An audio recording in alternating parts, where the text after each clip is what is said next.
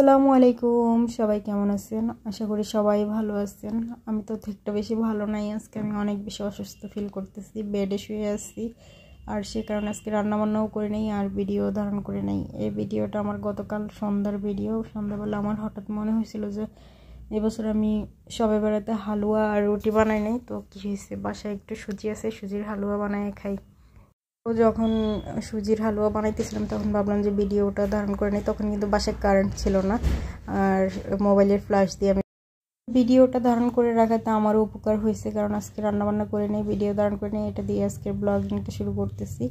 কড়াইতে তেল গরম করে নিয়েছি, দিলাম এক টুকরা দারচিনি আর 2টা এলাচ আর একটু তেজপাতা ছোটো আকারে 2টা দিয়েছি আমি। আর এখন আমি দিয়ে দিব সুজির সাথে আছে চিনি, তারপরে আছে গুঁড়া দুধ।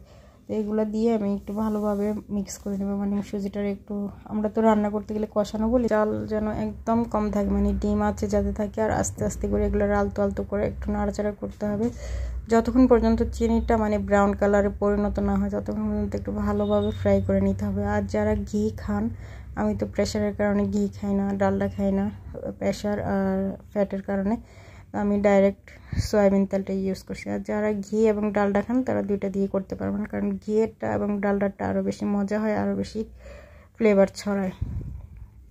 আর এরকম সুজির হালুয়া আমি প্রায় বানাই খাই থাকি, কারণ এই হালুয়ার মধ্যে যদি আবার একটু ডিম দেওয়া যায় না, মানে একটা ডিম ফাটাই দিলে ওটার আবার আরেক রকম স্বাদ। আবার একদম বেশি করে ঘি দিয়ে একটা হালুয়া বানায় না, ওটা ওই যে হাইওয়েতে পাওয়া যায়, ওই হালুয়াটা খাইতেও আরও বেশি স্বাদ। তো আমি এটা বাসায় একদম নর্মালি বানাইতেছি। আর নীরবকে বলছি যে 2টা পরোটা নিয়ে আসো সন্ধ্যার নাস্তার সাথে, সুজির হালুয়া এবং পরোটা খাইতে ভালোই একটা মজা হবে। নীরব চলে গেছে পরোটা নিয়ে আসতে, আর আমি এখানে সুজির হালুয়া বানাইতেছি। তো মোটামুটি এগুলো ভালোই ভাজা ভাজা হয়ে গেছে, একটা কালারও চেঞ্জ হয়ে গেছে। আর এখন সুজিতে আমি পানি দিয়ে দিব পরিমাণ মতো পানি বলতে সুজির ডাবল পরিমাণ পানি দিলে সুজিটা একদম পারফেক্টলি ফোটে।